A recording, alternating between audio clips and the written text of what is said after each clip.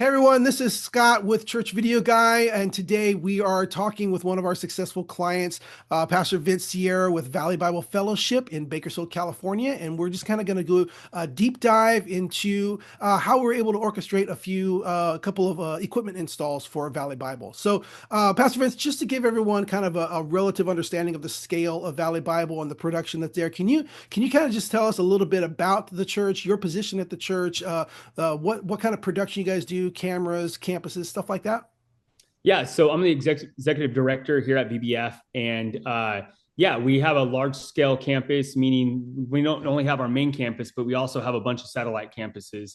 And those satellite campuses all feed from our main campus, which we call it our mothership, right? And then we have our satellite campuses, which get our content. And so what we do, Scott, you've been there for a long time, or you know Yep. the way that we work. We actually started streaming in the like probably about 2010-ish is when we got on board. It was new tech. People didn't know if it was going to work at that time. Radio was really, really big. Yep. And I think myself, along with you, and a couple other guys really saw the future. And it's really hard to see the future, right? Nobody has a crystal ball. Yeah. But when you look at things and the way things are trending and where they're going, we kind of saw the writing on the wall that Yep. things were going to go to video streaming, especially with the technology where it was at. And so when our original sanctuary was built, we didn't think of streaming originally, but we were set up on a multicam system. And you did a beautiful job setting up that system. I think that system lasted us all the way to COVID, which is insane because I've Uh, always saw you as a futurist, Scott. You kind of looked ahead and said, what can we do in the future and how long will this equipment last, bang for buck kind of thing. yeah. um, and how much extension can we get out of this equipment. And so that equipment took us from early 2000s all the way into 2016ish, and then we had to make some changes obviously when we started Mm. streaming. And so now all of our focus is obviously we have our in-church production, which is a multicam use. We're on Blackmagic equipment, just because churches aren't running reds and things like that, although we wish we could. And then we've also played around a little bit with some Canon systems, but most of it's on Blackmagic multicam for in-house. And then we stream out because Vimeo just took over live stream. I don't know. Yeah, Mhm. so Vimeo bought out live stream. It's now Vimeo Enterprise. And so we not only do we switch for in-campus, but we also switch separately for our satellite campuses. And so we have basically two streams that go out every Sunday. And that includes we also broadcast to KGET live. And so, yeah, so that's kind of our environment now. And Which is a local TV station. yeah, correct. Yep. Cool. So, what were some of the challenges before you brought me in for these equipment installs? What were some of the challenges that you were kind of working through or problems that you were having before you called me in? Yeah, so this is good. One of the things when we created that original system, a lot of the technology didn't exist that exists today, right? Like a Yeah. lot of it, as far as like switchers and inputs and basically how to route that system and set it up in a way not only that I can use it, right? I consider myself a tech guy, and then we have a couple guys that are on staff now that are full-time tech guys. It's one thing for us to understand those environments, but for our leaders and volunteers and teams that come in, they have to be able to run those production environments, Yeah. right? And so one of the things I knew that you'd be really good at, your expertise, is being able to create a system that only tech guy Vince can run, tech guy Tyler can run, tech guy Scott can run, but that any volunteer can come in and we can teach our teams the foundations and running this equipment in a really easy way. And so the challenges were, one, training volunteers, right? Like it was Yeah. really important for us to be able to train our volunteers really simply. And two, troubleshooting, right? Yeah. As you move on in tech, you have to be able to troubleshoot this equipment. So it's one thing to bring in a guy like you and set it all up, but it's another thing to be able to troubleshoot it and understand how it's set up. And so you were really enriched and really had a good understanding of that Blackmagic environment for us. And we were already in that environment. And so you coming in and setting up all that stuff in a way that made sense to transitioning from our old system to our new system Yeah. was just, I mean, dude, I think we had a project deadline. And I said, hey, we need to break down by this day and we need to get up and running by this day. And you said, okay, yeah, we'll do our best to make it work. And obviously in tech world, you can't promise anything. You can't say 1000% everything's going Yeah. to work. But we were able to make a hump or get over that hump. So Yeah, it was a couple of things if you want to share like specifically what we did. But the first one we did was taking the equipment that was purchased in 2006, 2007 and installed there, and then we had between a Sunday, well, it was between a Sunday service and a Wednesday night, or was it between a Wednesday and a Sunday?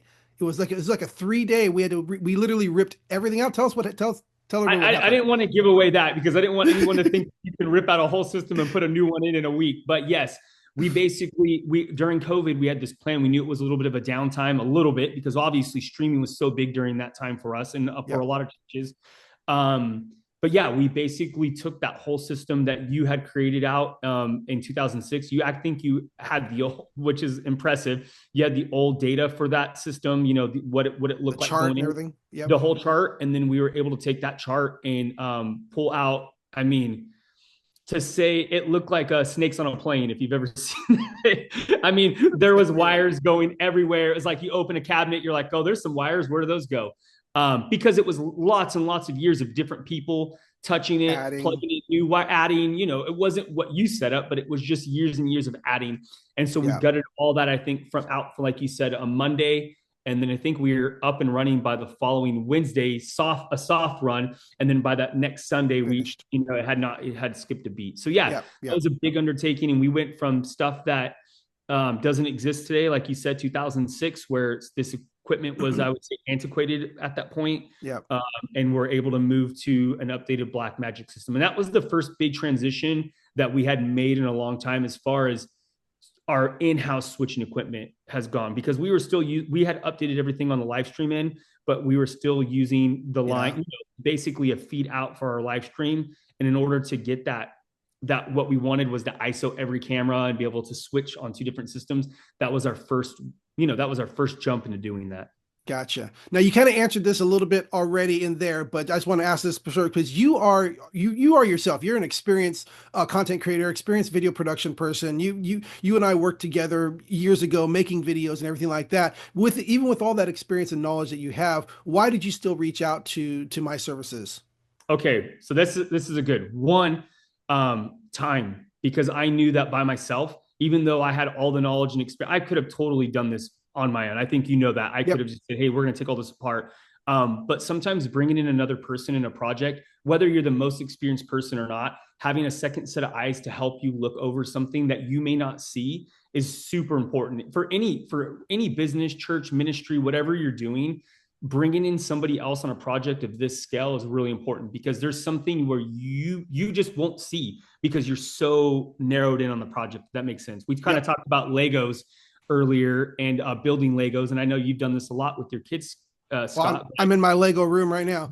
Right, but as sometimes, I know there's people that run instructions and there's people that don't, but sometimes you can get so focused in on what you're doing, you're like, where's that one piece, and it's right in front of you, right? Yep. Yeah. And so sometimes bringing in somebody else, it helps you see that one piece that you're missing that would have kept you from being up and running. So bringing you in on that was huge, having the extra help, regardless if we needed it or not. The second part is your expertise on live production is huge, right? Like, so being able to go like, is this the best way we're doing it? Because I have my best way. The guy on the internet, you can go YouTube any Yeah. video and learn anything, and they can tell you what their best way is. But being able to understand, like, from a creative point of view, having multiple inputs, saying, is this the best way this all fits together? And so that Gotcha. was having your expertise on saying, like, hey, this is probably industry practice. This is the way you should do it for having the least amount of failure points. This is how we should put this system again. And that, again, when you're running a live production and you're running a live stream, Yep. having less things that can break is Yeah. important. So bringing in a guy in with your expertise level to say, hey, I don't do it like this because I've seen this happen before. Yeah. One of the things I think you helped us with tremendously, you are way far more skilled than me in this, is ProPresenter. ProPresenter is its own beast in itself. Some people can have a doctorate in ProPresenter. Like It's gotten complicated over the years. oh man, it's so intense. And you were able to come in and say, hey, this is best practices for ProPresenter. And so, again, bringing you in on that foundation and saying we wanted to be in a place where we knew what best practices were. And I knew that you knew what those were. And so that was huge. Excellent. Well, thank you. Thank you for saying all that. So how did everything work out? how's everything functioning for you guys right now? So yeah, the next Sunday it all caught on fire. No, okay. No, you honestly, it's been really great because the system that we created, we've been able to add to it. And so again, Yep. because you created that flow chart for us, because you went in and you trained a couple of the guys that had not been part of this, still I have to go in and say, hey guys, this is how you kind of fix. I come in and help troubleshoot too. Yeah. But because you created the system so simply, I guess that's Yeah. because it's such a simplistic system, we were able to come in and add cameras. And so now we're running we went from having one wireless camera to three wireless cameras. Yep. And we've been able to add a bunch of multicam shots that we weren't able to add before.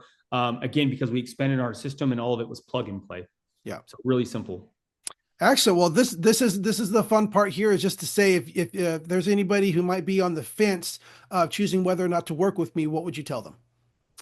Oh man, if you want to save yourself a lot of headache and a lot of struggle trying to learn something that you already know, you're the guy for that. And again, I can't iterate that enough as far as like your expertise when it comes to Pro Presenter and then that live production environment. You've been doing this a long time. You understand churches on a scale that most people probably don't understand. Hmm. Uh, and so being able to create a system that has as least failure points as possible, man, that's why you're the guy. So, I mean, and then I will say this about you. You didn't ask for this, but you are an easy guy to work with, Scott. And Thank I you. appreciate that a lot. It's coming in as a tech guy and being able to say, hey, like, this is what we need. And I might have an opinion. Tech people are very opinionated. I hate to say it, but I might say, hey, like, this is what we really want to do. And you have a way of being able to bring in the conversation like, hey, have you seen this before? Like, check this out because it may not work the way you thought. Because yeah, a lot of people think it works this way, but this is the way it actually works. And so you are so easy to work with and saying, hey, like, yeah, that's really, really good,